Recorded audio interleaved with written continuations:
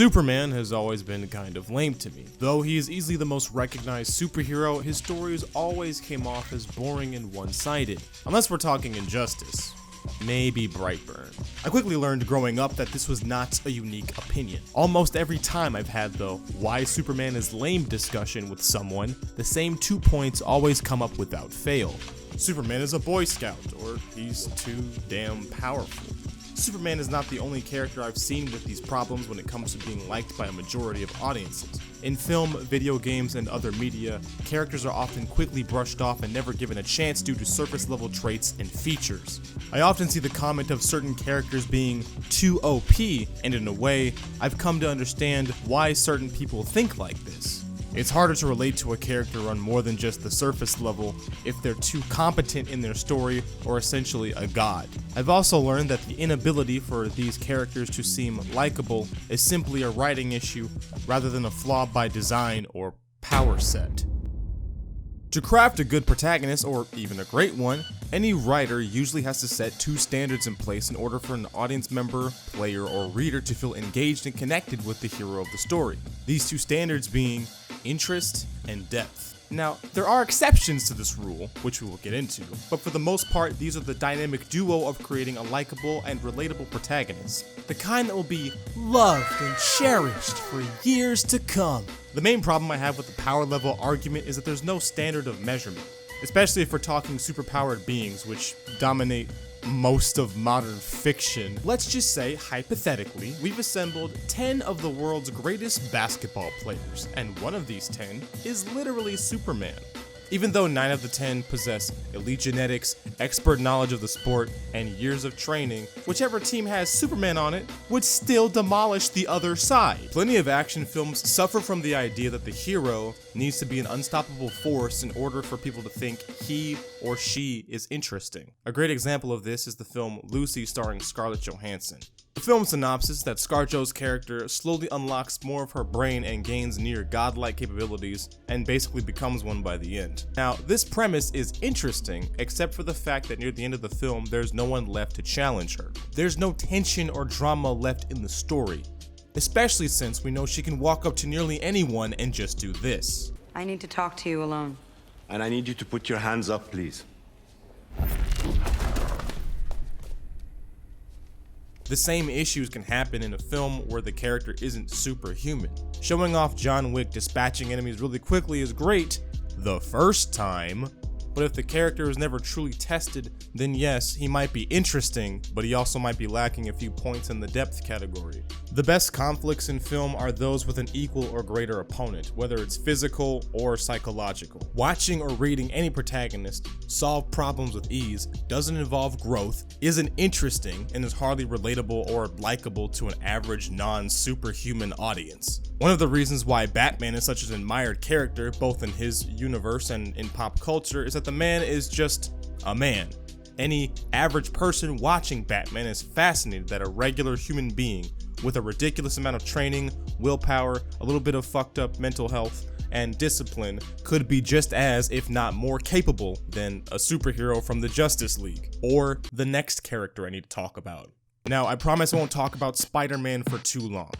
I'm sure you've seen enough video essays on YouTube about Batman, Spider-Man, and superheroes in general, but the web slinger is one of the best examples we have on likability for one specific reason. Spider-Man, by design, was meant to be the everyday man. Peter Parker is an average person with not a lot of money, doesn't have the best luck romantically, and despite all of that, he still does the right thing. Now, this is great and all, but there is one key ingredient that skyrockets the likability of Spider-Man and the next few characters I want to talk about. The mask. Yes, the mask. Like, if Captain America, you still have this much of his face. Spider-Man's completely enveloped in his costume. Oh, you know the good thing about that? Yes. You could be any kid. Yeah. You could be black, you could be Asian, you could be Indian, you could be anything, and imagine you were in that costume. So I think that made it relevant to everybody everywhere, and that was accidental. I mean, I don't think we planned it that way, but it was very fortuitous. The mask is essentially a blank slate element, allowing readers and viewers who look nothing like Peter Parker to project themselves onto him and make him more likable whenever he's Spider-Man. This very concept is straight up told to you verbally at the end of Spider-Man Into the Spider-Verse, which is not only a great movie, but a great marketing strategy. The film takes the concept of every demographic can be Spider-Man and turns that into a story where our black protagonist, Miles, is encouraged to be his own unique version of Spider-Man. Miles in this film is also an excellent guide of how to improve a character's likability. He was created by writer Brian Michael Bendis, so his black daughter had someone to relate with in the comic book industry. So once it was time to adapt him to film, the writers of the film had to, actually give him a fucking personality. He's definitely more confident than Peter Parker ever was. He's an artist, which works great with the film's themes of creativity and self-expression. But the most important thing about movie Miles is now his relatability isn't tied to his skin color. Everyone on the face of this planet is just a little bit judgmental when it comes to appearance, and it is easier to connect with characters in a very superficial way if they so happen to look like you. This is why projection works. Another way to do this is non-human characters entirely. If the designs are cool enough, that takes care of the interest, and if they're well written, that's all the depth needed. My favorite example is the Arbiter from Halo 2, who, dare I say, is the most interesting character in the entire franchise because he's got a kick-ass design, but also he has an actual storyline and emotions and an arc where his entire belief system is challenged and he becomes out the end a different person, alien thing. Companies know that social politics are profitable in today's day and age and try to appeal to as many vocal people demanding for more representation, even if the context doesn't make sense. And the problem with diversity for diversity's sake is that there's no depth to any of these characters that are meant to appease these different vocal demographics. Now, anyone could easily come back at me and say, well, Overwatch is hella diverse and all the characters are super one note. Well, it's a video game, alright? Chill, we'll get to that. The point I'm trying to get at with this section is that the best protagonists and antagonists often transcend demographics. They share common flaws and struggles that multiple groups can relate with, as well as teach a unique perspective. Remember when this video was about Superman? Ah, Man of Steel. Most film and television shows with Superman's inclusion barely touch the surface of what's possible. I think the most captivating scene I've ever seen of Superman in non-comic book media wasn't from this movie, which we'll talk about in a sec. It was actually this. I feel like I live in a world made of cardboard, always taking constant care not to break something, to break someone. Never allowing myself to lose control, even for a moment, or someone could die.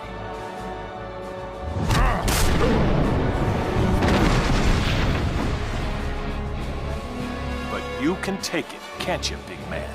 What we have here is a rare opportunity for me to cut loose and show you just how powerful I really am.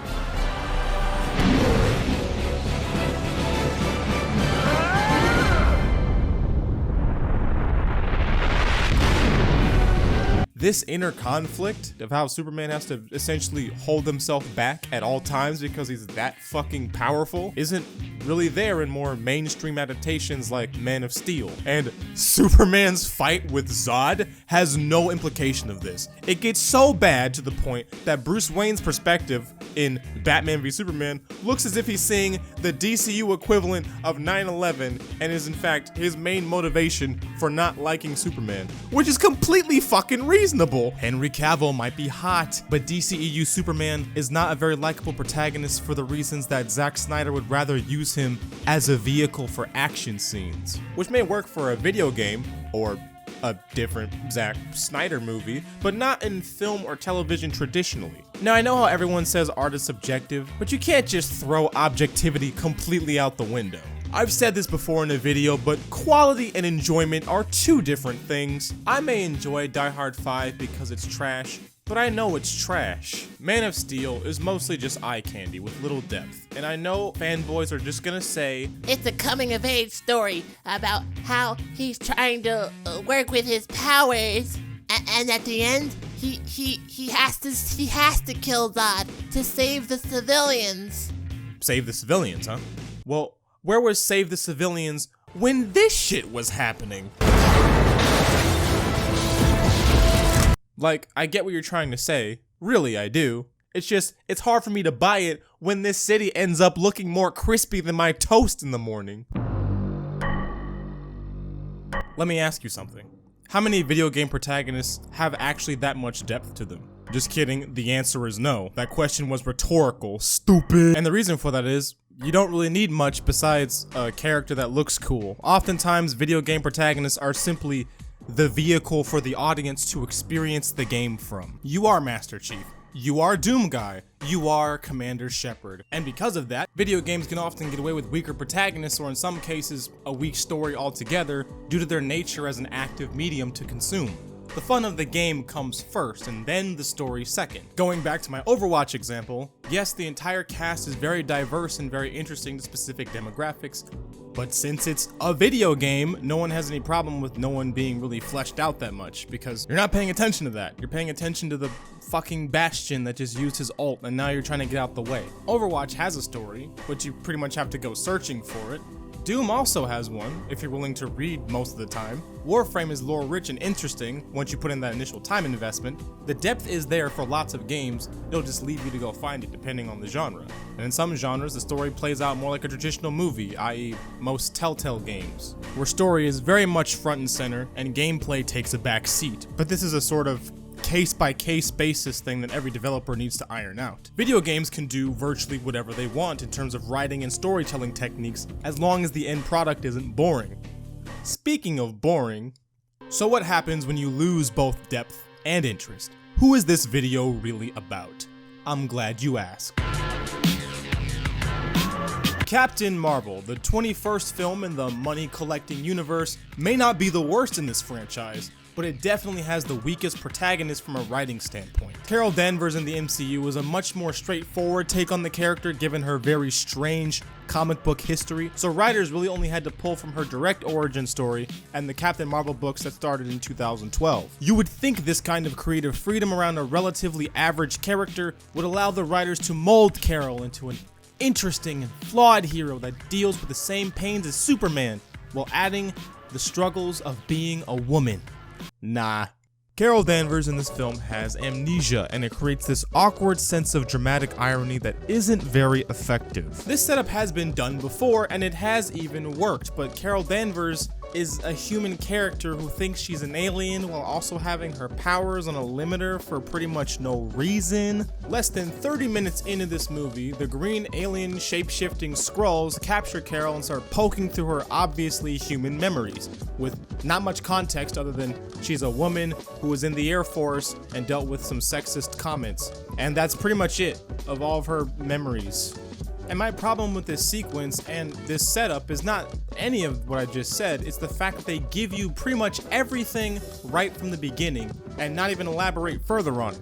I'm sure the audience wants to see more context of her adversity as a woman. I'm not even a part of this film's demographic, and I want to see it. Give me more than surface level reasons to get behind Carol Danvers. I don't know much about her, and I know she has potential, but these first impressions are not very strong. Some would argue it's Brie Larson's performance, and I can only agree with that notion somewhat. She's given off very much female Tony Stark vibes with her line delivery, but that could also just be Marvel's signature humor, whether or not you love it or hate it.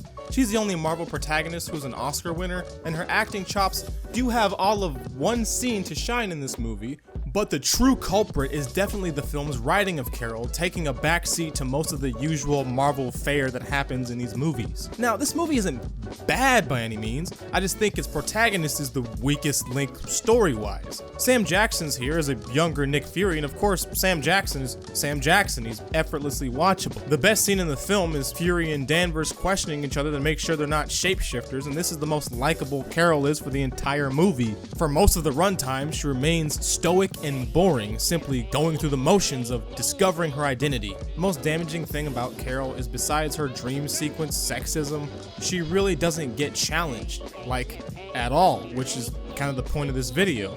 I get it, she's supposed to be the new leader of the Avengers and the Marvel character for women and young girls to look up to, but having a protagonist who's essentially perfect is similar to the same problems I had with Superman. I don't blame Brie Larson either. As I've already said, she can clearly act. The problem here is that Carol essentially lacks a personality until the third act of the movie when she finds out who she is, and now you're sitting there going, wow, the movie's about to start. Captain Marvel is a solid 5 out of 10. Not great, but somewhat watchable. I like Sam Jackson, I like Ben Mendelsohn's villain twist, I think it's really interesting, and I like Goose the Cat. And Goose the Cat is the reason I bought the Blu-ray. Don't judge me. I know I've bounced around a lot with the topic and used a variety of examples, but the main takeaway from this video is that it doesn't matter how powerful a character is, the color of their skin, if their identity is hidden, what gender they are, or whether or not a character is even human. Creating memorable and likable characters comes down to creating authentic personalities and reasons for said personalities to grow and develop over time. Characters of all shapes and sizes can be enjoyed by audiences of all shapes and sizes.